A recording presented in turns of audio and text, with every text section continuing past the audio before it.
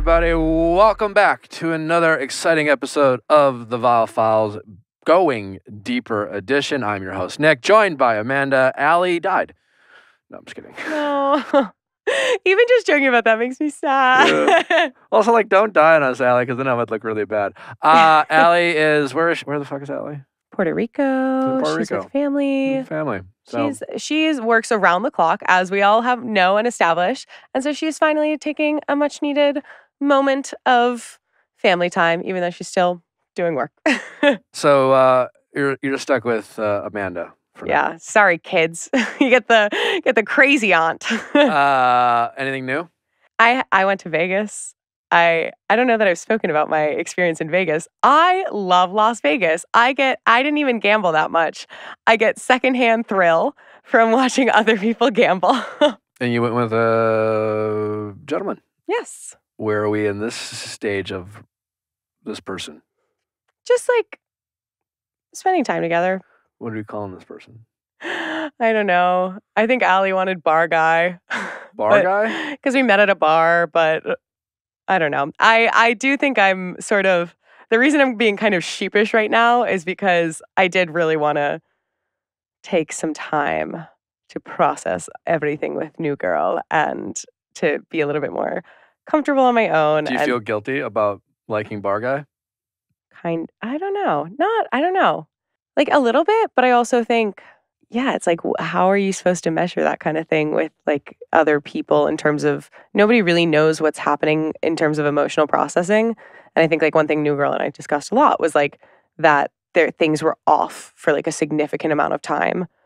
And so it's the time between calling it quits is not necessarily the time being all in. I'm realizing I think it's semantics. I think you're allowed to date whenever. Yeah. Listen, moving on too fast might not be the best decision for anyone, right? Well, who knows? But as it relates to what it meant or didn't mean for the relationship that you're no longer in, it's irrelevant. So you could be moving on too fast for yourself. That remains to be seen. Who knows? And maybe you owe that to yourself to ask those questions. Fine. And we love New Girl. Fine. But you don't owe that relationship anything anymore because it's over. And that might be hard to hear and process, but like it doesn't invalidate anything that you guys shared in the moment. And that's one thing that I think people make a huge mistake about.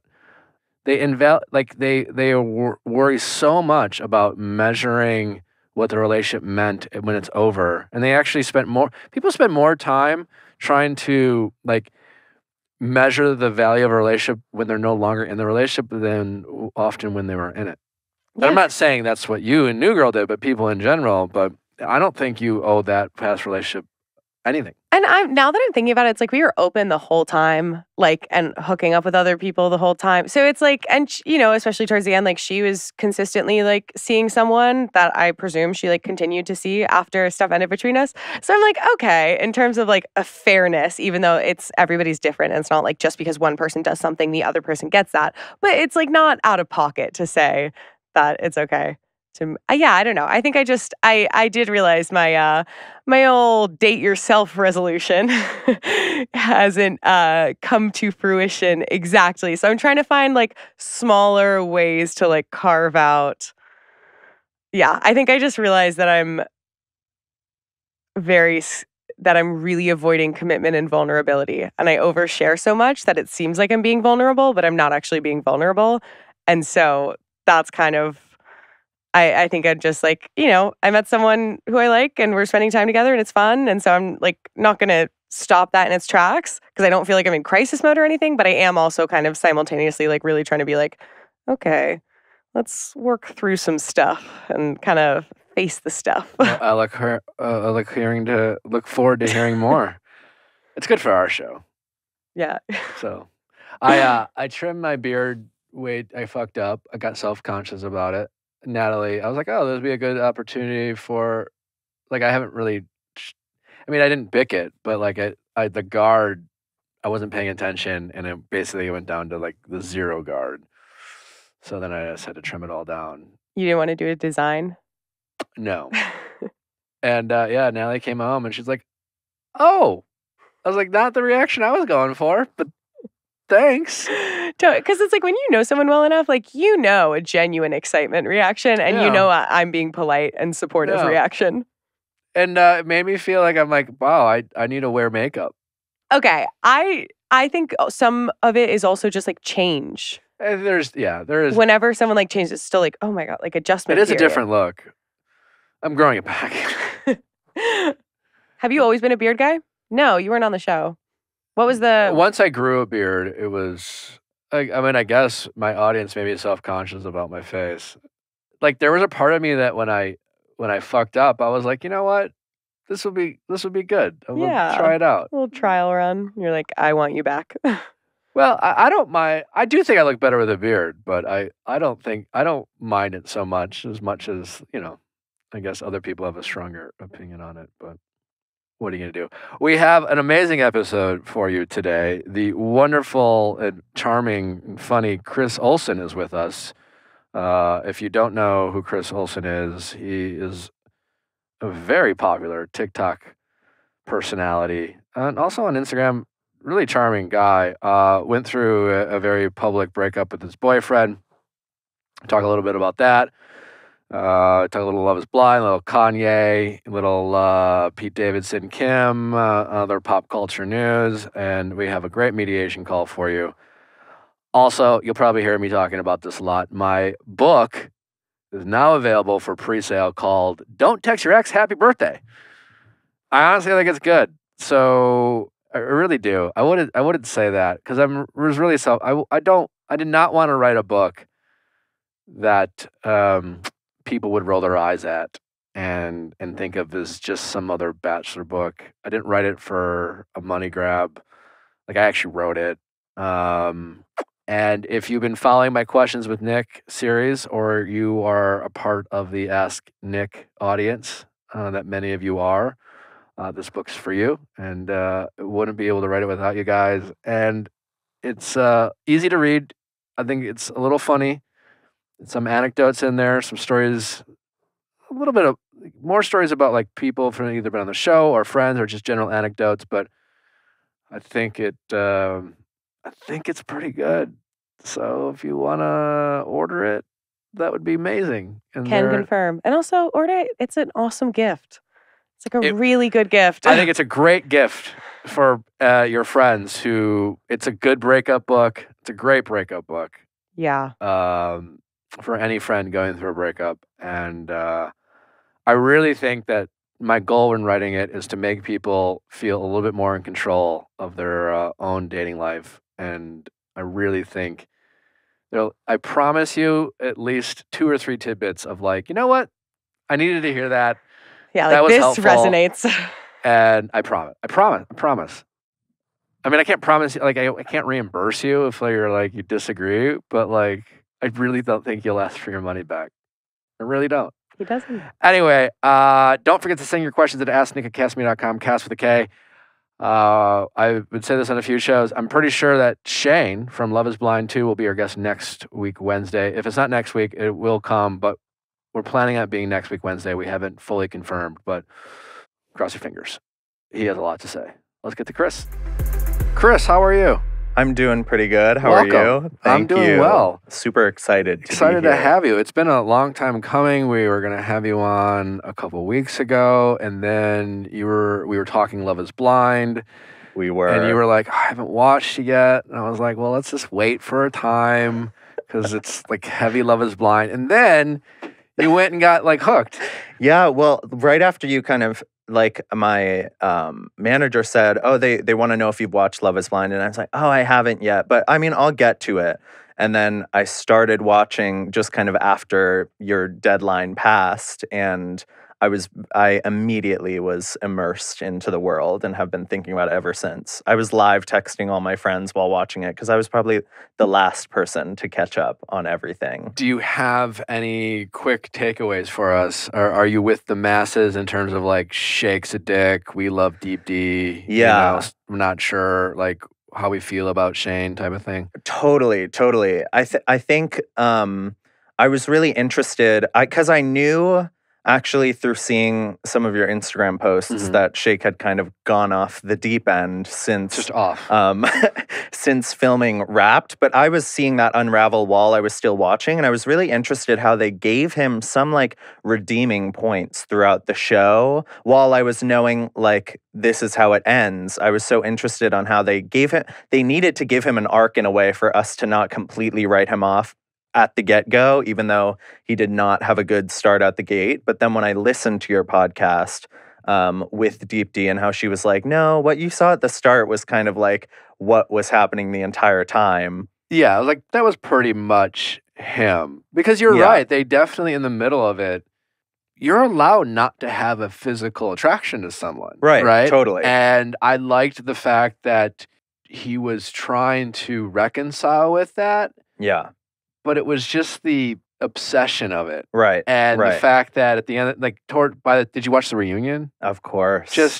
Then it was just like, oh, this guy sucks. And you could you could tell so much had happened from wrapping and filming to the reunion. And one thing he said in the reunion that stuck out to me was like, oh, you're just scared how we're going to be edited, or you don't want to be edited a certain way. And I was like, yeah, maybe you were edited in certain ways, but the certain things that you said were clearly coming out of your mouth. So there's not that much that could be redeemed in however you followed up with, I'm not attracted to her, while laughing about it to other people. Yeah, and he didn't seem to quite grasp it at all, because he told me to suck it on my comments, which I loved. That was great. Yeah, He has a new girlfriend, though, apparently. Okay. Boy, does he. Yeah. Is she a tiny blonde he could put on his shoulders for a festival? Yep, there we go. And they're just like that. Yeah. Well, that tracks. Yeah. Yeah. It looks like you hit the nail on the head with that one. We thought. I mean, everyone deserves love. Totally. And I wish him nothing but the best. I'm curious about this the woman he's dating. When she met him, did she not go, and then she looks in the mirror, and then it's like, yeah, I guess I'm your. It's such a specific thing, and I'm someone who's been on reality TV, and I've been the villain before. So it's not like just because you have your critics, you don't deserve. Like I don't want we don't want to be judged just because you go on a reality TV show, right? But I would have some questions if I were her. Yeah. So quickly after, it was so specific in terms of why we had an issue with him, right? And the way he kind of seemed to be so objectifying. Yeah, to not fully prejudge her, but to think of an idea of what might be going on there. Is she could be one of those girls who's like, I haven't watched the show, and I don't need to watch the show, or something like that. You know, like different than the other girls is a vibe that could come across.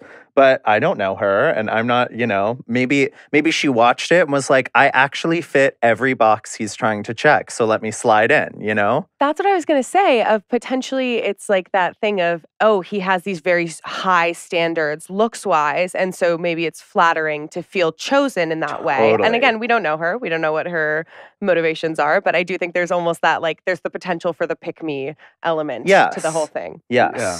And then she just ended up on Us Weekly Instagram page, so she probably was excited about that. Yeah, I mean, who wouldn't be? Aunt Jenny is like texting her, being like, "Oh my God, I saw you on Us Weekly." Yeah, a nice little launching pad, if that's what she wants. Yeah, in a way. Therapy, it's an amazing thing, and the only challenge sometimes is, how do we find the right therapist? Well, BetterHelp is here for you. That's right, they've been helping millions of people get the mental health professional help that they need and desire.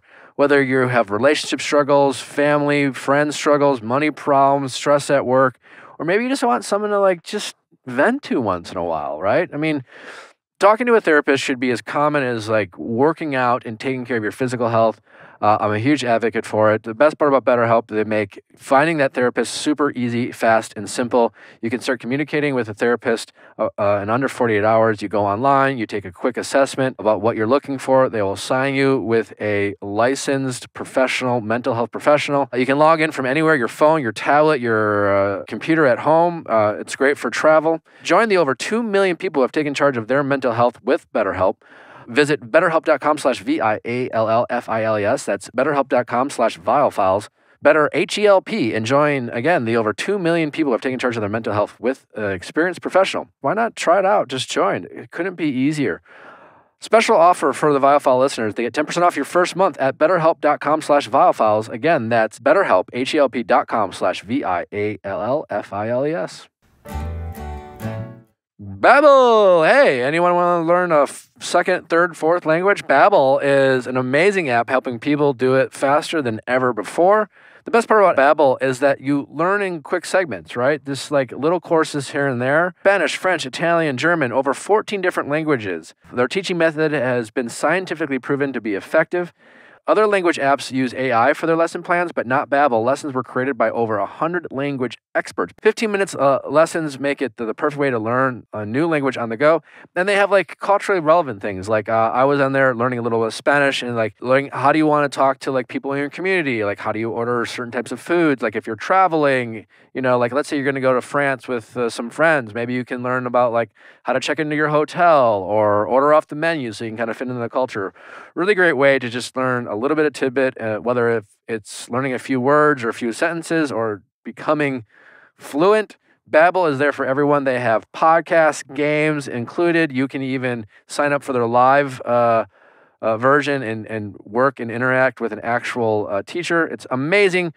Right now, when you purchase a 3-month Babbel subscription, you get an additional 3 months for free. So that's 6 months for just the price of 3. Go to Babbel.com and use promo code VIALL. That's BABBEL.com. Code VIALL. Babbel, language for life.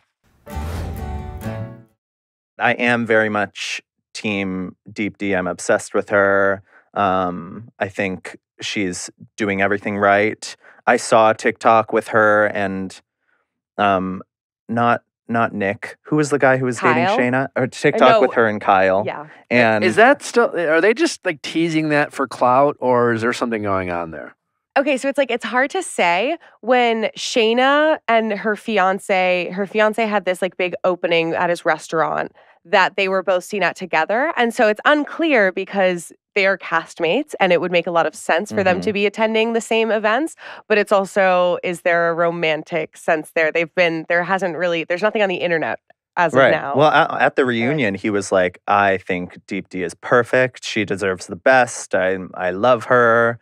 I think Kyle's no dummy. And I think he's doing it for the engagement. Totally. If they were dating, they'd be dating. Right. I guess it would be very much more out there. They're pulling the Hannah Brown and Tyler Cameron. Did you watch the? I didn't. So they're very season. popular couple. He was the runner-up. He was very popular. She was a very popular. I definitely know of Tyler Cameron. Yeah, and they for like a good 6 months to like a year following their season, they like would hang out and post a lot of pictures. Okay. And if you knew them, and I knew they were never going to get together, but like the public had a strong like following that hoped they would, but it was just all for the buzz. No, I think I was realizing this last night. I think the last Bachelor season I actually watched was your season. Really? That was like the last one before I stopped. I wasn't like actively like now I'm done with The Bachelor, but I was watching a recap, just doing my research, watching a recap of your season, and I was like, oh, I remember this. I consumed this. What made you fall off? I went to rehab. That's truly what made me fall off is I didn't have the ability to keep watching it. And I think after I got back into the real world, I wasn't able to consume. Priorities going on. Yeah. Maybe that's what was driving me down to my ultimate demise. How did you end up going to rehab? There wasn't an intervention? Did you? Sure was. There was. Yes. One of my friends who was actually like the most excited for me to go on this podcast, big Bachelor Nation girl, was my roommate for a while. Actually, for like 2 months, we were best friends freshman year of college and then planned to live together sophomore year. And she and my family kind of really started to see my downfall. Alcoholism and drug addiction runs in my family on both sides, all over. but my sister is somehow perfect, so she didn't really get any of it. It all fell onto me. And she, like the summer before sophomore year, I was getting into crazier things than just drinking. I went on a trip with my family and I was like kind of wasted every night there. And so September of sophomore year, I remember on like a Wednesday, the whole intervention story is on my YouTube, but I remember on a Wednesday, my roommate woke me up and she was like, "Chris, your dad's here." I was violently hungover and I was just like, "Oh, okay." And then I like stumbled into my kitchen and my whole family was there, two of my friends, extended family. Everyone had like flown in. And if they didn't fly in, they sent a letter for someone else to read.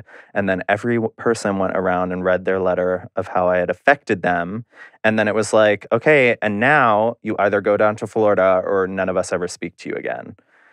So it was like, How resistant were you at first, or did it work pretty quickly? no, well, quickly as in I did go that day, but off of the initial, you have to go, I was like, I can't. No, like I can't just leave college right now, leave all my friends. I remember I took my best friend and my roommate into her room and I was just like sobbing to them because I was like, what do you guys think? How am I supposed to just go and leave everyone right now? And they were like, they had no answers either. We were 19, you know? And then when I came out and I was like, I'm not choosing to go, everyone had packets of paper where the initial letter was. And after I said no, everyone dramatically like turned to the next page, which meant like, which must have been the, like, if he says no like page. he's gonna say no at It's like a first. choose your own adventure. It was literally that because there was like a sigh around the room and it was the if he said no page. And then that was the like how we're not going to speak to him ever again. And then they were going around the room. And then my sister started like breaking down and was like, "Please don't make dad read his letter." And after she started saying that, I kind of knew that like there was, I knew what it was. I knew that that was kind of like the nail in the coffin if he had to read it. And always get slightly emotional when I think about my sister saying that. And when I was just seeing her sobbing, and then it just kind of hit me that like, I have to go. If anything, just for her, for my dad. My dad started crying too, and that's maybe the third time I've ever seen him cry. And I was like, okay, I guess I will go. And they were like, okay, then you have to move quick because we have like 2 hours now to get to the airport. So that day, my phone had broken the night before. I don't know how. And so I was texting my friends on my computer, like, I'm going down, I'm leaving. I'm sorry, I can't say bye to everyone. I got to say bye to one friend who came over and we just like sobbed in each other's arms real quick. And then like it was a connecting flight. So I told most of my friends after the first connection that I was already gone. And then I didn't get to talk to anyone for like 6 months, except they wrote letters and such. So Man, it was a pretty it's not like the lightest experience to talk about, but that was like fall of 2017 all the way through summer of 2018. And if your season was January of 2017, that was like my last my big last bachelor consumption before turning everything around. Well, good for you, man. I'm glad you were able to do that. It Thank could you. not have been easy. And then I know recently you've gone through a public breakup. I sure have. Do You had know a anything? public relationship, Yeah. and then and you were pretty giving with your audience in terms of talking about the whole thing. Was that being someone who's been not me, you, but in someone who's gone through rehab? Was that something you were concerned about in terms of having type of relapses? Did your family get concerned? Any type of stress or trauma that you're feeling in your life? I think we might. Right. We tend to like maybe resort back to some of these vices that we've had. Was that ever a concern of yours or your family? And how did you work through that? And what was that like for dealing with this kind of heavy breakup all while being someone in recovery? Surprisingly, like the fear of a relapse was not prevalent in my mind. I think it's possible it could have been in my family's, but Sure. it wasn't really communicated too strongly because they probably didn't want to like drop that idea in a way. But I did. There were a lot of comments that I was getting that was like really like it's super proud of you for being able to go through a breakup sober. Like I can't imagine and all of that stuff. But I think truly with everything that had happened with TikTok, then with blowing up on TikTok, then with the breakup, and then with anything that followed, if I had a little less time sober than I had, or if I wasn't sober or anything like that, I would have handled it 10 times worse than I did. So I was grateful to kind of have the time. It's like, it was about like my date is on September 28th. So ironically, also the day Your that date what? my sobriety Oh, date. it's my birthday. Really? Yeah. That's also the date that Ian and I started dating. Oh. So we had a lot of things. Big day. Big day. Big Yeah. day. I don't really like my birthday, so. September 28th is a pretty good. That's a No, I'm saying birthdays in general. birthdays in general. Just whatever. Yeah, but now you can celebrate Chris's sobriety. Yeah.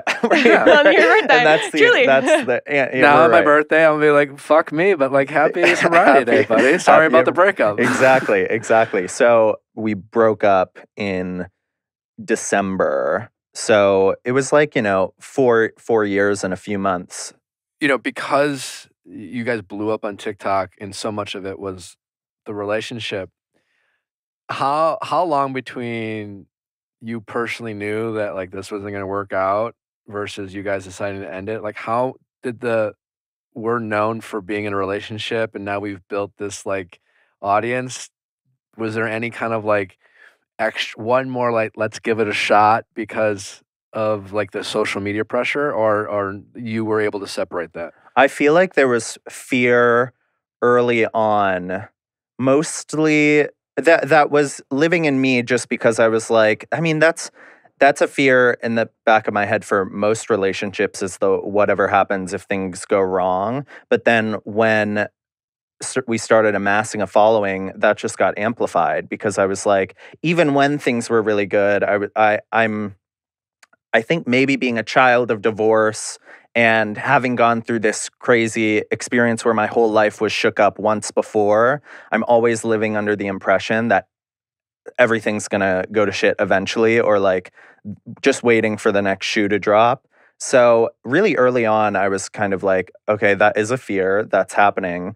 But I think as things went on, and they continued being good for a while, but around like in that fall, like literal the season fall, that's when I kind of knew like we're not acting like boyfriends right now. We're acting like two very close friends who share a platform, but a lot of things have kind of like fallen to the wayside, and that's really hard for me to deal with. And I would talk myself out of it a lot of the time because I was like, I think you're just being needy and you think you need this and you think you need this in a relationship and you think you need that. But when I would reflect that back to people, they would a lot of the time be like, no, that just kind of sounds like a regular relationship of needing like intimacy or needing to be taken out on a date once in a while or something like that. And so I kind of realized, I was like, I guess things are not the same as they once were. And it was very mutual through the times that we started having those conversations. Who had to broach the subject first? Is it one of those like, hey, I'm not really happy, how do you feel? Or was it like, I think we might need to talk about breaking up? It was actually like a third party. We were talking to someone about a podcast that we were supposed to do together. And we were like, it was going to be a 6-month contract. And we talked before and we were like, I don't know if maybe this is something we want to do. We don't know where we're going to be in 6 months. Like we were both saying that. So it was like, okay, clearly we know something's happening. And then the person was like, oh, okay, thank God this was the conversation. I thought you guys were about to tell us you broke up. And we were like, no. The call ended. And then it was like, should we talk about that? And then, so it was literally kind of like a third party dropped the subject in, and that sparked the conversation. Have you been able to stay friends? Yeah. Yeah. I would say we've ebbed and flowed, but are generally finding like a pretty good middle ground of things. I think there was definitely a want from the outside world for maybe a little drama. But we didn't announce the breakup right away, right after it happened, because it was like, let's just take time with ourselves for a second and like be there for each other or find our support system, all of that stuff. And then after kind of announcing it, it kind of felt like ripping the Band-Aid off again. But I feel like I feel like it's been relatively good since then. Do you think either of you owe each other a phone call or a reach out if one of you starts dating in a serious kind of public way? Or do you feel like it's not really the responsibility of either of you, since like you guys are exes and it's been 4 months now? Yeah. Like Yeah, if yeah, you like find almost. if you find out he's got a significant other, would you want a heads up from him, or do you think you should do the same if you were out there, posting and I feel like in saying this, it sounds like people will be like, I don't believe him, this sad bitch. But like, I would be happy for him if I saw something starting to begin. And I don't think I would need like a personal kind of message on great. that. Yeah. But if that's something that he would want, I would hope he would communicate that to me as well. But he hasn't. Yeah. No. But I don't think that's something that I feel like I would need to take priority to do with him as well. Is this your most mature breakup, do you think? Yeah, totally. And has it always been this, what seems to be rather mature? No, not at all. It's also, he was my longest relationship ever, so I think that I'm set up for the breakup in a very different way than these like passionate and wild 3 to 6 month stints that I had been in before, which end up being, in my experience, I guess I need to experience another one post this breakup, but much messier and more intense than a longer term relationship. But did you guys, was it like a clean breakup? Or because like in my youthful, immature days of long-term relationships, especially the longer ones, the breakup was like a process. Multiple conversations. And even after we broke up, we'd still hang out or hook up because we have mutual friends. And there was like this kind of purgatory period of like... Yeah. I think the in-between, the breakup versus the announcement, that was that period. Okay. Because there were a lot of conversations. There were a lot of like, can we make this work? There were a lot of like rehashing a lot of the things that we had been through.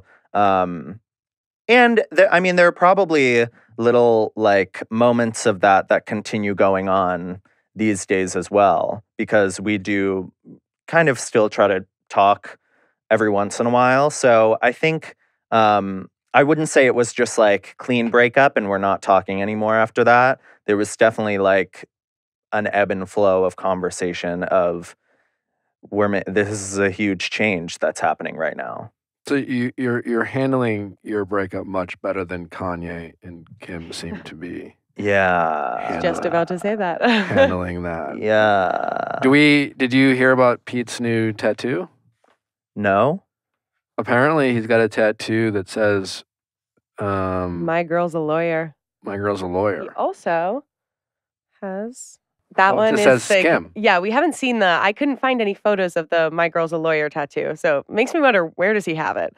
Pete Davidson's like, you tell me what you think. But at first it was like Pete Davidson was like this enigma. He's a very talented comedian, funny.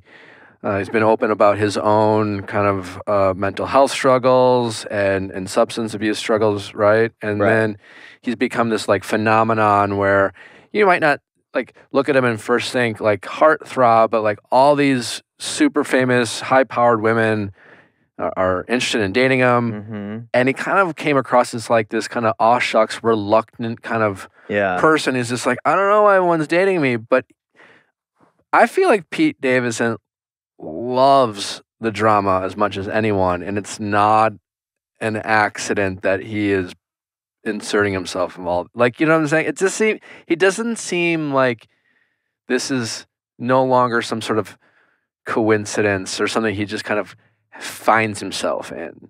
Right. What do you think?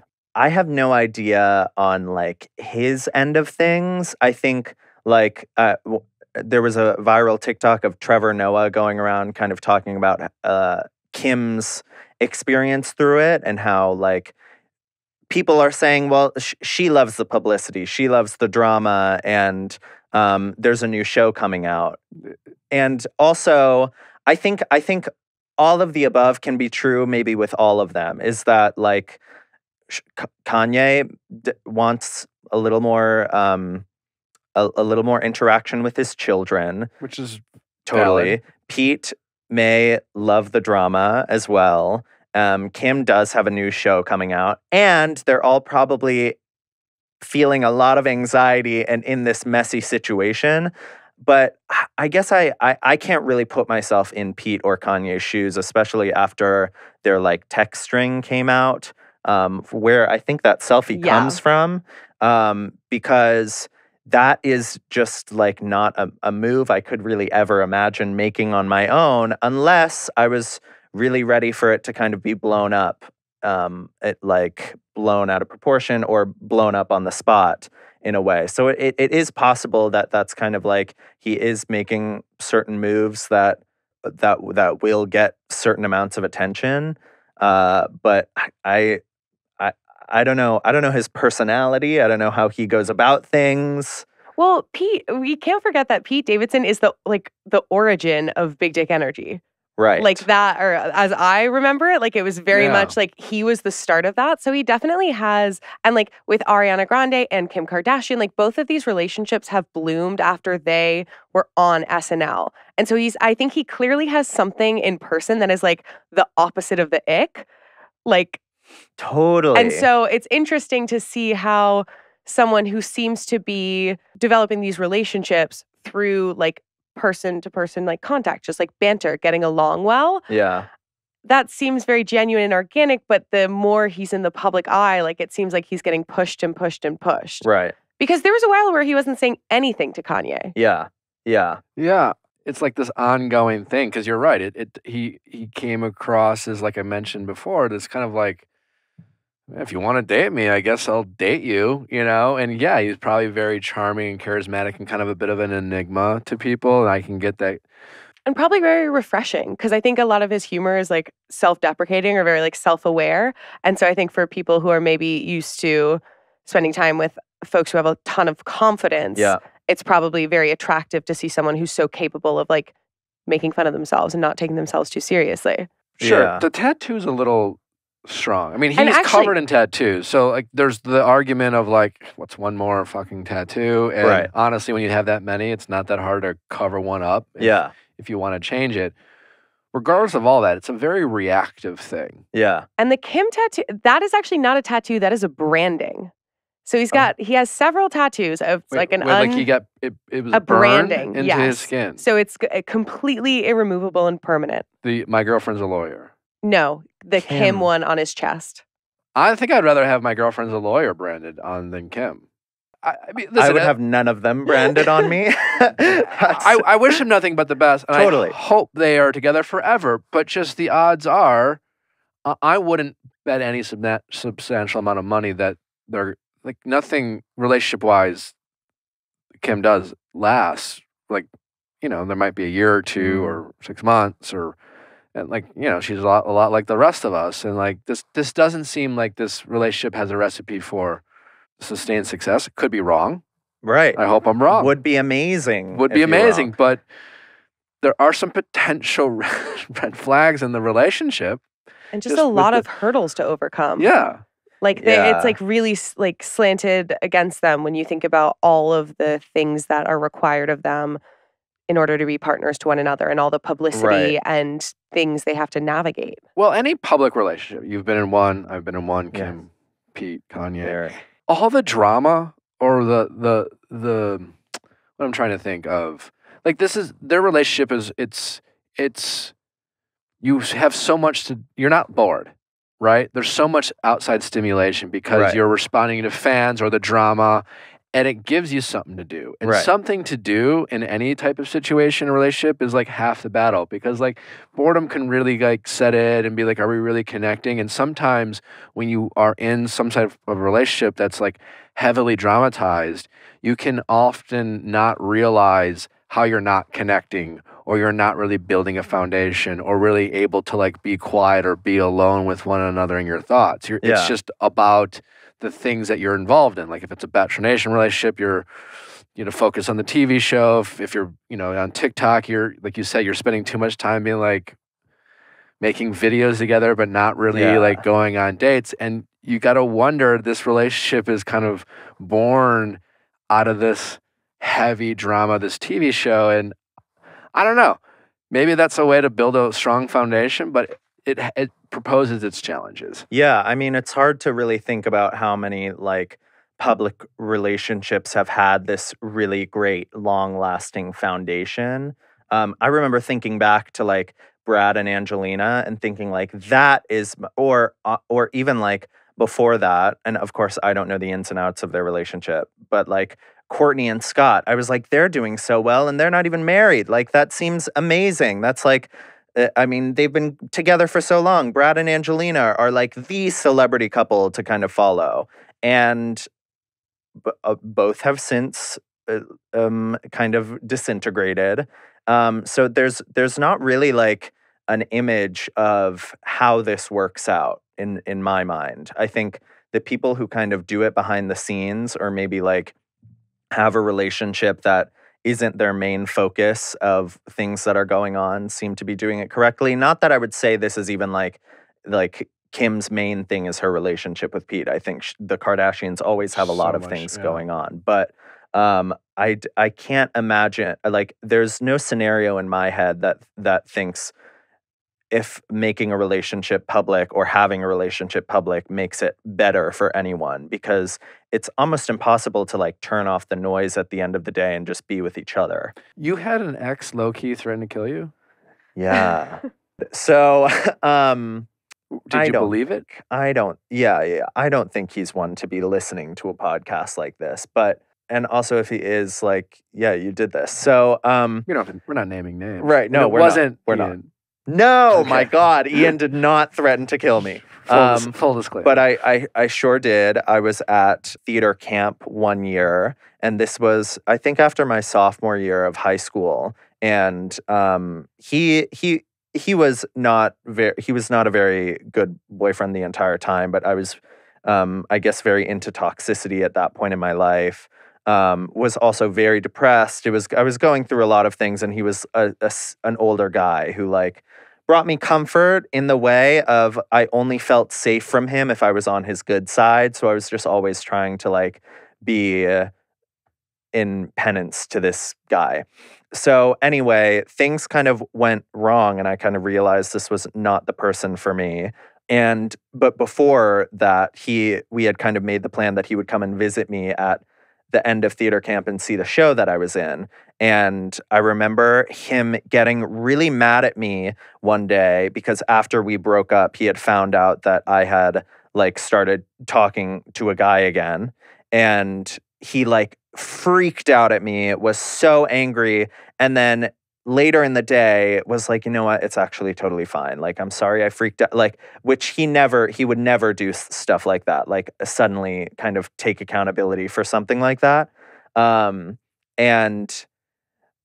then I think 2 days later we were talking, and he got like angry again or emotional and was like, I was like fucking lying when I was saying it was okay. I was just saying that so I could be invited back to your theater camp or something like that. Come pick you up, because we were going to go to his house after it ended.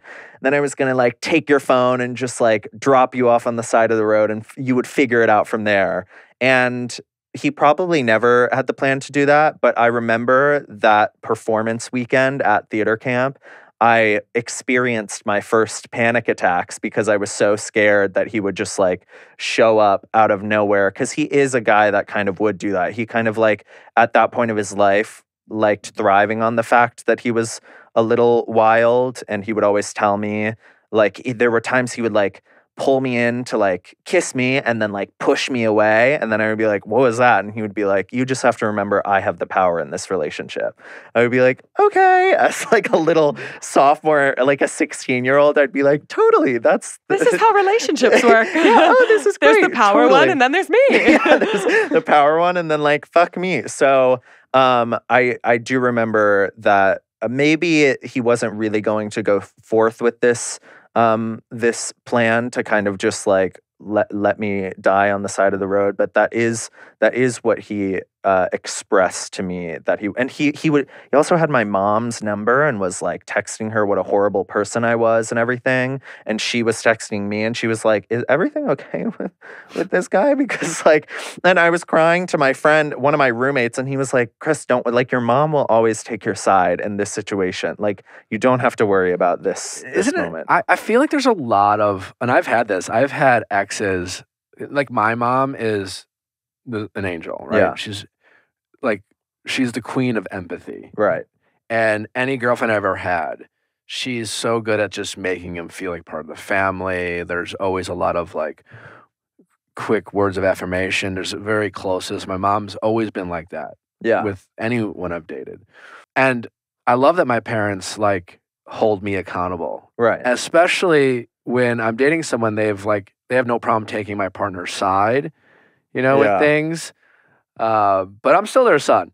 Yes. And there have been times where it's just like, I have found out after relationships broken up that they would like text my mom and like vent to them and saying things. My mom would be like, hello? Did you think I was like not gonna, it's not even about taking sides, but it was just more like saying certain things where it was like crossing a boundary. Yeah. And I always find it nuts that some people will break up and find and think that they can immediately try to convince the parents of their former partner that like they should still have them around in their life. Right. Or like, what are you trying to accomplish when it comes to stuff like that? I think it's just like it's a power move. People think of it as a power move and think like there is some delusion in the back of the head that is like, this person, like, I will just get whatever over you I can, including turning your parents against you somehow, which is like, I think there is some delusion there for sure. Oh, 100%. Yeah, I guess I'll do it. I've also realized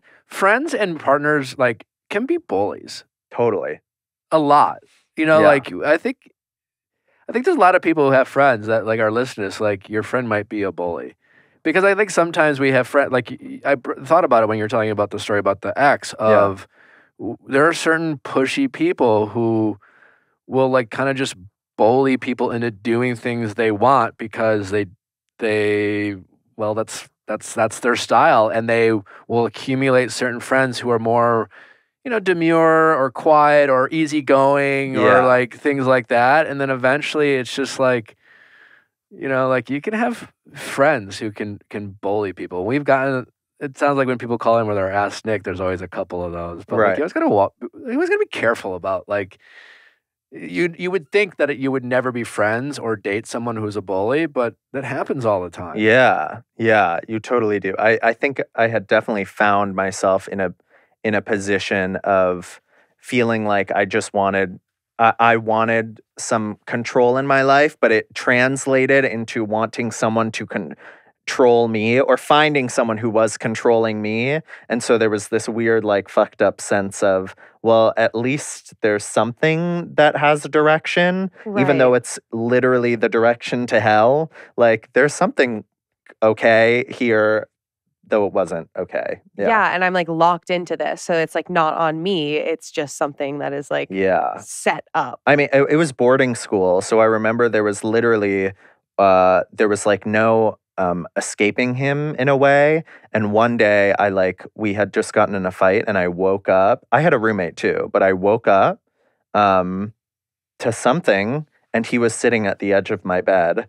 just like waiting for me and was like, we have to have a conversation. And I was like, looking back on that now, I'm like, that's absolutely terrifying. And my other roommate was just asleep because this must have been like 6 a.m. But I was like, yeah, I ended up learning the sound of his feet walking up the stairs that were right by my room, because I literally knew the cadence of his step because it would make me so nervous, or I would be so like tense whenever it was happening. So that was one of my best relationships. Yikes. I thought this was really interesting. And before we get to our mediation call, I wanna end with this. Okay. But we asked you if there's anything you're holding a grudge about. And I read you started off by saying you don't hold grudges, and that made me think. And you actually recognized the same thing I was going to ask you. Yeah. Is that you said you gave the example, like if someone ghosted you and called you the next day, you would reply. Yeah. And how are you able to? And it sounds like maybe you're struggling with, like, the balance of, because I think it's toxic to hold grudges. Yeah, totally. Like it takes too much energy to hold on to that kind of angst and anger and frustration. It's healthier to let it go.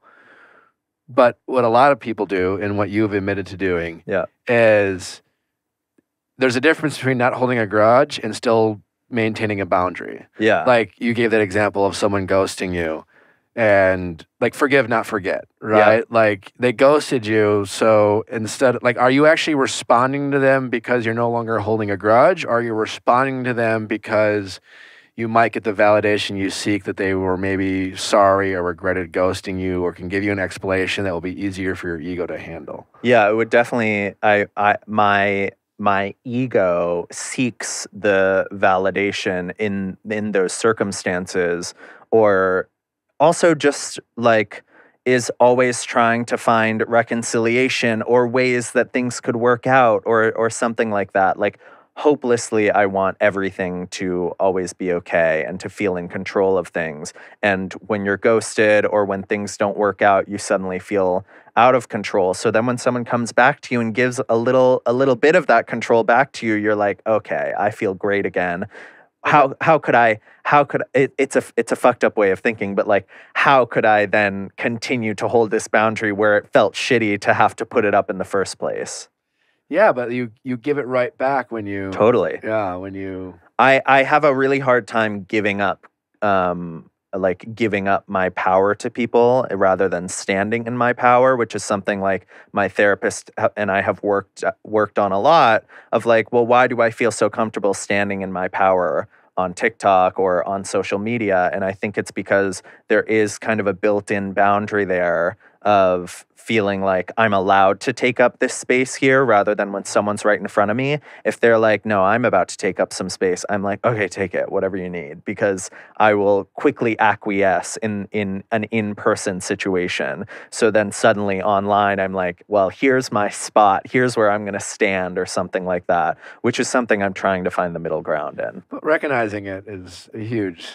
It's totally huge. Huge step. Recognizing it is huge. Doing something about it is even bigger. Let's get to these are great topics to segue into our mediation call, because we have a couple that is having a hard time figuring out where the fuck they should live and arguing about it.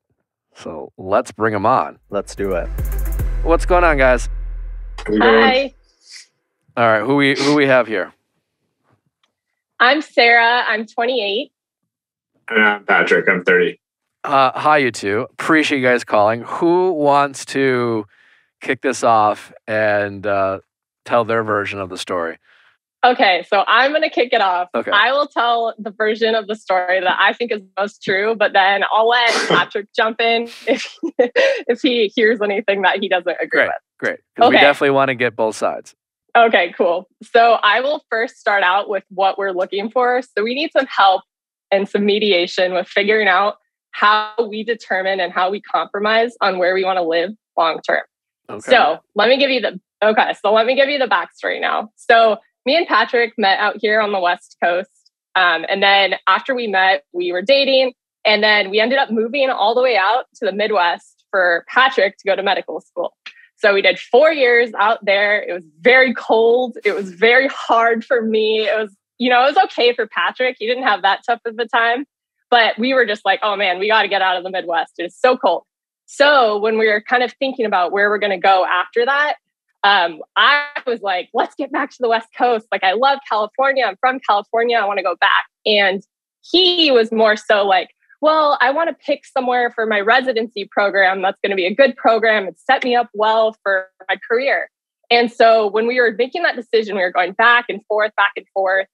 He had multiple options where he was a really good candidate. So he could go anywhere in the country he wanted. So I ended up saying, okay, here's the deal. If you take me back to California for the next 4 years, I will let you pick anywhere you want to go for after that. So we can move wherever you want to go. And so for the rest of your life. For the rest of our lives. Okay. So my reasoning here was like, okay, if I can get Patrick to California, he's going to open his eyes and he's going to see how great it is out there. Because also we were on the West Coast, but we weren't in California. So I was like, he's going to see how great it is out there. He's going to change his mind. And so if I'm hearing you right, Sarah, that was a bit of a lie. It was a bit of a lie. Because you were like, I'm just going to make this promise because I'm going to assume he's going to change his mind. And after 4 years, when he's just like, let's go to, I don't know, wherever the fuck, Bismarck, you're going to be like, what? And then you're going to have to, right? So like, you didn't actually mean that. You were just banking on the fact that you're going to spend the next 4 years selling him on building this life in this, wherever West Coast town that you guys settled in. Yes, exactly. And so I thought, he's going to get out there. He's going to love the beach. He's going to be convinced that like, this is the place to be. And so anyway, now we're 2 years in and he is still set on going Pacific Northwest. So he wants to live somewhere other than California. So Patrick, you were like, okay, fine. And you moved out west? I mean, yeah. So I honestly, this is a great deal for me that she proposed. And I wasn't like, I was transparent about that. It's like, you realize 4 years really isn't that long. Mm-hmm. And then our whole life ideally would be quite a while. Right. So yeah. You sure you want to make that deal? And she's like, no, I want to, before we have kids and before I get mom bod, like, I want to spend my youth on the beach and then we can go wherever. And I mean, I'm not trying to like move her to Omaha. No offense. Anyone in Omaha? But like, Pacific Northwest, like these are places that people love to live. So, I mean, the whole time for me, I don't like the beach. So that's not going to be a selling point for me. And I like the 4 seasons and the cold weather part of the year. And with, Southern California doesn't have that. So to me, it's like, you made a deal and now it's time to pay the piper. Yeah. And so this is where we're stuck. I disagree with both of your approaches. I was transparent the whole time. I hear you there. And Sarah definitely made but let me ask you this, Patrick. When she made that deal and you said, babe, I just want to remind you that the rest of our lives is a long time, but are you sure you want to do this? Deep down, did you understand what she was trying to do? It sounds like to me that she was pretty transparent, even though she thought she was being super Machiavellian, that you kind of knew. I don't know. Like, honestly, no. I'm not trying to set you up to say that you were wrong. I'm just no, not at all. I'm just asking. Like, it seemed like you're a pragmatic person, and it seemed like you anticipated this being an issue regardless when she presented the deal. It was going to be an issue, which is why I tried to talk her out of it. I was fully okay with reversing that deal and me going wherever I want, both of us, for 4 years. And then, we'll make it work in Southern California. It's fine.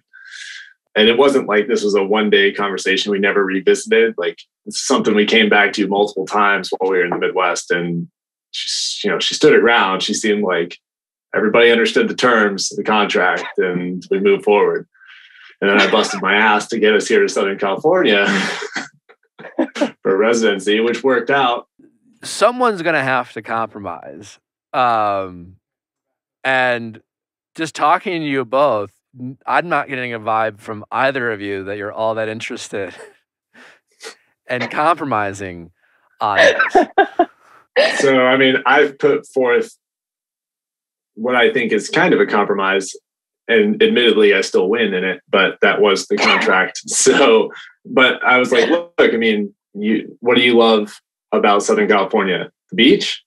Okay, they have beaches in the Northwest. Yes, they're colder, but pick a spot, and I'll see if we can make it work, like with my employment and your employment and whatever else. But I'm willing to compromise on my end. There are a lot of places inland that I would do very well professionally, that I'm willing to like move past those to find a more coastal place that's also has seasons and things like that.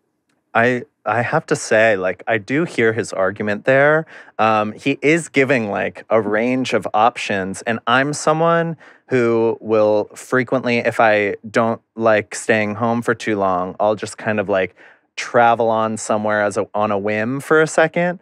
And so if you're on the Pacific Northwest, you have the ability to kind of pop down when you need to, or be near a beach. But I do think it is something, while also sticking to your point, Sarah, and holding to that, which I think you are more than allowed to do. I think it is something to be appreciated that you're given kind of more of a wide range of options, rather than just saying like, we are moving back to Omaha because that was the deal that you initially gave me. Because technically he is in his right to say that, with the initial deal.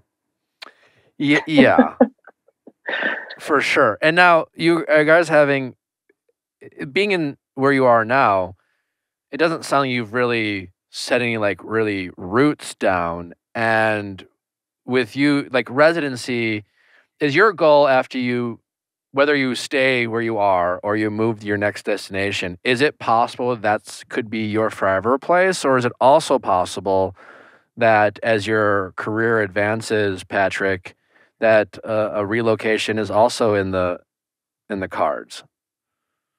Yeah, I think it's possible. They're just like the statistics are that most folks in my field end up changing jobs within the first 3 years. Now, ideally, that wouldn't be the case because you're building a patient base and you're kind of making a name for yourself in whatever city you're in. So you kind of start over if you move, but that wouldn't be the end of the world. Okay, so it's possible. Yeah, because I think these, unfortunately, Sarah, I think the deal you made, I think you both need to kind of forget about this deal. That's what I think. Because it was nonsense to begin with. You both knew it, right? It was nonsense, Sarah, when you proposed it. Patrick, it was nonsense that you accepted it and at face value. You both knew it wasn't going to be that simple.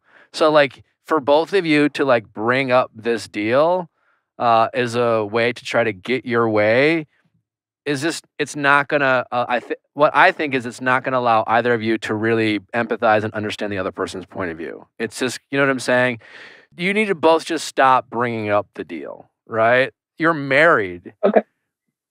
You're married, and no matter what, like whether it's this issue or not, like someone who's never been married you can't predict the future, right? Shit's gonna happen, and you guys are gonna have to like get through some of these choices. This is just one of those choices you have to get through. So there's gonna have to be continued compromise. I will say, Sarah, that while I think you should forget the deal, I do think. It does seem, I agree with Chris, that Patrick seems a little bit more flexible than you. And he is. And given that flexibility, I'll give him that. I think there are compromises to, while it might not be, Southern California, the Pacific Northwest is a pretty easy and relatively inexpensive flight to even keep touch with friends and family. You know, it's not the East Coast, it's not the Midwest. It's a definitely less chaotic climate. It's got the seasons that Patrick's looking for, but maybe not the brutal winters that other parts of the countries have. You guys could move anywhere and still move again. You know, I think that's the thing. Is like, as long as the only like commitment you guys should have is to each other, not to sound corny, is that like shit's gonna happen and we just have to prioritize like this relationship. And at times I'm gonna make sacrifices that I'm not gonna love, and the other person is gonna feel a little bit more like they got their way. And the other time it's gonna be the opposite.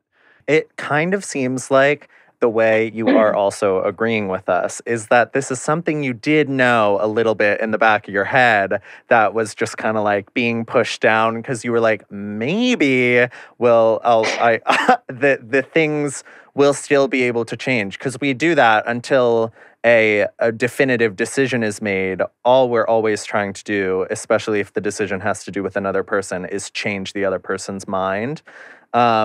While also knowing somewhere back there that the inevitable will come to us, you know? So I feel like there's definitely more, you have more compromise in you. You've just been quieting that side of yourself to really stand your ground. Yes. Yeah.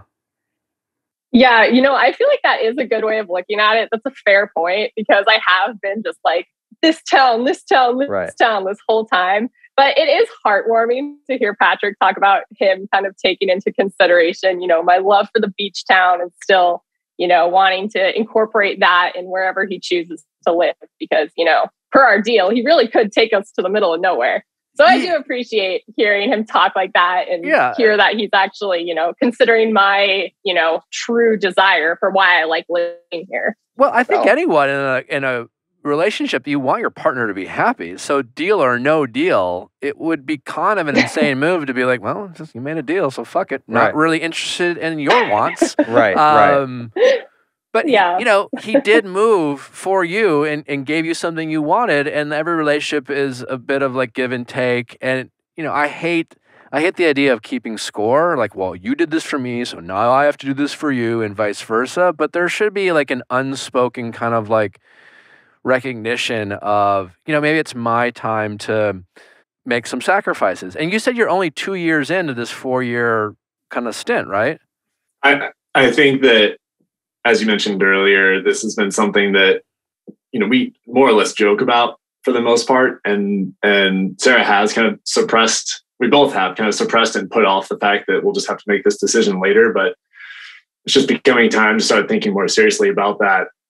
And I get that from, like I said, from one of the first dates we had, my heart is at the beach, etc. And I totally understand that, because like mine's in the forest. And I think that from her perspective, it's like, we're finally here.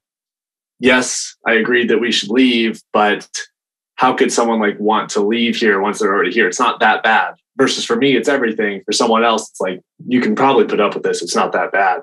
Totally. And that's true. That's true. It's actually not. Well, I think it's dangerous for Sarah to have that logic, because yes, it's a nice place. There are obviously worse places to be than the beach. But if you're not into it, you're just not into it. Like, people are just into different things, And I think we always have to be careful to be like, why don't you like this? Like we do that a lot with or food or TV shows. Like, I don't know, I just fucking don't. And it sounds like both of you kind of have that mindset about your same place. Like it's everything for you, Patrick, and it's also everything for you, Sarah. And it, like, I'm sure Patrick probably sometimes has a mindset of being like, yeah, but like, actually not sometimes, is in the mindset of being like, yeah, but the Pacific Northwest is not that bad, so why don't you just like it there? And you're like, but this place is not that bad, so why don't we just like it here? But again, I think in reflecting back that logic between the two, if you're able to find flaws in the other person's logic, then it can very easily just be mirrored back to yourself. Yeah. I think it'll go a long way if you guys You know, like, again, Sarah, if it's you who kind of concedes, right, and ultimately moves, I wouldn't think of it as winning and losing. I mean, at the end of the day, I think you're always going to get more from your partner by giving than receiving, weirdly enough, right? If Patrick's just like, fuck it, you made a deal. If you make it about the deal, there's going to be resentment on Sarah's side, right? And if you're just like, fuck it, I have to do this, there's going to be resentment on Patrick's side. And you guys want to avoid the resentment. That's the biggest goal here is like, no matter what you guys decide, can you prevent one of you or both of you from like constantly being resentful of the other person? Also, like hopefully you have a successful career, Patrick. You make some money. As someone who's like a little older, like time goes by fast. Patrick seems to recognize this. Like, hopefully you have a very successful career, you make some coin, and maybe you buy like a second home at the beach in the future. Like that's more than possible. Or you travel a little bit more and you spend more time like traveling to the beach and things like that. Like I lived next to the beach for a year and a half and I always consider myself a beach person. Like whatever. It's like, it's not like you can't be happy and you can't be a beach person. It seems like you have a lot of things going for you. I would just hate for this to be an ongoing thing. And then I do agree with Chris is that I think you guys you're better off figuring this out for the most part sooner than later too. Because one, enjoy the 2 years that you have left. Don't make the next 2 years about fighting about this thing and then anticipating the move and then dreading it. Just like appreciate it in the moment and have some fun and stop thinking, Sarah, that Patrick's going to come around. He's not, right? And if you and that's okay too, because if he does give in a little, it's not because he came around, it's because he's doing it for you. You know, sometimes when you try to convince the other person to like something as much as you do, you take away their opportunity to like, give to you, to like make sacrifices for you. It's just like, yeah, it's nice when you like the same things, but it's also nice to know that your partner is like, did you a solid and be like, you know what, maybe Patrick one day buys you concert tickets to like your favorite country music show. And he's like, let's go have some fun. And he's a good sport about it. And it's not his favorite thing, but like, he did it for you. And that was like something you're going to appreciate more because he went and he had fun and he wasn't a baby about it. He just like, this is Sarah's day and I'm going to have some fun. And like that same appreciation of this will be something that you can do for Patrick. But if you kick and scream and make it about the deal, you'll take that opportunity away from yourself to like do something for the relationship. And I'm assuming in the future, like that will be something like Patrick recognizes is like, hey, you did this for me, just like he moved to California from you. Because right now he did. He still moved to a place that you wanted to go that he didn't. And despite the deal, he did that. And right now, instead of like appreciating that, you're already focused about how do I make him stay? And it kind of takes away that whole kind of gesture of him moving to a place he never wanted to go to in the first place. That is a good point. And that actually does kind of open my eyes to seeing his perspective a little bit more because I didn't really think about how I'm kind of shitting on the fact that he did a really big thing for me because I have just been focused on, all right, now how do I get him to stay here forever? So I think that is a good perspective to have. And I can appreciate how willing he is to compromise because even what you were saying about, maybe getting a vacation house, he has brought up nearly all of your points before. He has been very open to compromise. And I've just been kind of stubborn about staying here. So it is good to get a third person's perspective on it. I'm glad that you recognize. One of the things that I love about Sarah and why I still love her and fell in love with her was that she's so dedicated to her thought process. Like she will make her mind up about something and that thing will be seen to the end for sure.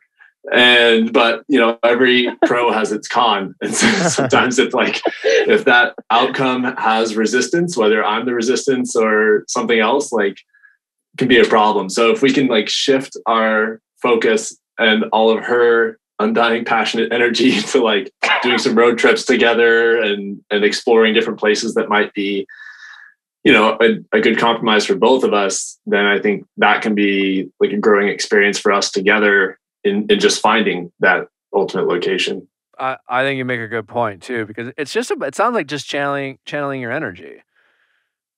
Yeah.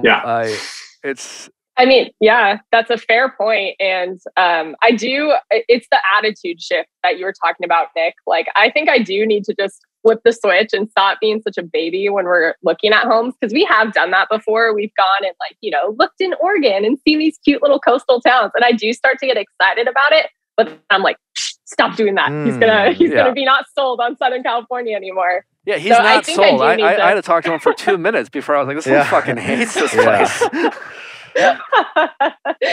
Totally true. So, I will try the attitude shift and try to be a little more open-minded when we're, having the discussion, and try to focus my energy a little bit more onto the compromise instead of just holding my ground. And I think that would go a long way. Next time, don't make promises like that, because I do, as you guys get more and more familiar with each other, and you're already married, and I have just found, and we've all been in relationships, everyone in this room, you get to no one likes being manipulated, right? We all agree that we all hate being manipulated. Totally, yeah. We all manipulate in relationships. We manipulate in relationships. We do it. But the more you get to know your partner, the more you pick up on when they're manipulating you. And honestly, like when you proposed that deal, Sarah, to Patrick, that was you manipulating, right? And those are those little things that kind of like, it just gets annoying, because it's like, just let's have a conversation and talk. And I just find that, like, I would rather have my partner just say, I'm calling in a favor, so to speak. I want to get my way right now. And that way you could just say, okay, well, I want to make you happy, so I'm going to do this for you. Rather than, like, I would rather do that and as a partner say, I want to be the type of partner who wants to make my partner happy, rather than, like, I know I'm being manipulated right now, so, like, I get more irritated on knowing that my partner is just, like, trying to, like, get one over me, so to speak. And usually this stuff like this happens like with smaller things day to day of like, let's do this thing. But you know what I'm saying? Like, I just feel like that type of communication over time gets frustrating and annoying. Just like, you guys are married, just like tell like exactly how you feel about a situation and then figure out how to like get through it together rather than winning. Because like there is no winning in disagreements in relationships, I have found. There's either figuring out a solution where you're both happy or losing. Yep. That's a fair point. Yeah. So when you got to stop trying to win, and then Sarah, and then figure out a way that you're both happy. And I do think once you change your mindset, you will have your new goal not being trying to win. Your new goal is finding a place that we're both love and be happy about. And until you find a place that you're just as excited as him, then you don't stop looking. Okay. I can do that. For this relationship. Channel that energy. Work. I will. Great. Got this. All right. Well, hopefully this was helpful. No, that was super helpful. Thank you so much. Appreciate it. Thanks for calling in. Yeah, thank you so much. Take care. Thank you. You too. Bye. Bye-bye. Well, what a great call. What a couple. I think they're going to make it. Yeah. Usually it's like if you're fighting about where to live, it's like game over. Joe Honestly, and Kendall. I was mildly concerned for them because I at one point I wanted to be like, guys, if you don't fix this, you're definitely going to get divorced. Well, and they also, I mean, Sarah set it up with that first line of saying like, this might be Viall trials. Yeah. I honestly expected maybe a little more bloodshed during that conversation, but it seemed like they were both kind of hearing each other's sides pretty well. Yeah, I feel like another successful story, or mediation rather, and without you having to prompt them, Amanda, they were kind enough to articulate what they liked about the other person on a happy ending. So I'm a big fan of words of affirmation and like instigating it, imposing it on other people. Totally. I love that. Chris, thank you so much for joining. Thank you. It's been this a pleasure. Was lovely. This was great. You're wonderful. Where can my audience find you, follow you, all the great stuff you're doing? They can find me at Chris on TikTok, just Chris, or I am the Chris. Oh, you're the Chris on TikTok. That's cool. I'm the Chris. Or if they're feeling a little more chaotic, at not Olsen Chris on TikTok. Chris Olsen on Instagram, and probably somewhere else in the world. Okay. Yeah. Well, it's great content. Follow along. I really appreciate you coming on, Chris. Thank you. Don't Thank you forget for to having me. pre-order my book. I'd really appreciate it. Go link in the show description. I'm sure I'll be promoting the shit out of it for the next Beautiful book months. cover. Go check it out on his Instagram. I really think you guys will enjoy reading it. I honestly, I'm very self-conscious about it, and I was fully prepared when I wrote it to be like, I'm just not going to tell anyone I wrote a book because like I don't need this book, so to speak. Okay. So I was like, I was like, I'm fully prepared to like not promote it. Right. But I think it's good. No, that's important. So read it. And if you hate it, then you can make fun of me. And if I'm wrong. Thanks for listening, guys. Don't forget to send in your questions at asknick@castmedia.com. Cast with our K. Oh, don't hold me to it, but I believe Shane from Love is Blind 2 will be our guest for next Wednesday's Going Deeper, pending confirming. Hopefully he's going to be in the studio, maybe over Zoom. We don't know. But we anticipate getting the exclusive. Oof. He has not done any other interviews and has held all his answers in. Wow. Until for the this show. files. So we appreciate him doing that. A lot of questions that we all have. Yeah, I've actually seen him say multiple times on social media, everything will be revealed on Nick Viall's Which is, podcast. I'm like, thank you. This is amazing. The loyalty. Yeah. Oh my, I can't wait to listen. Me too. So be sure to tune in for that. Bye.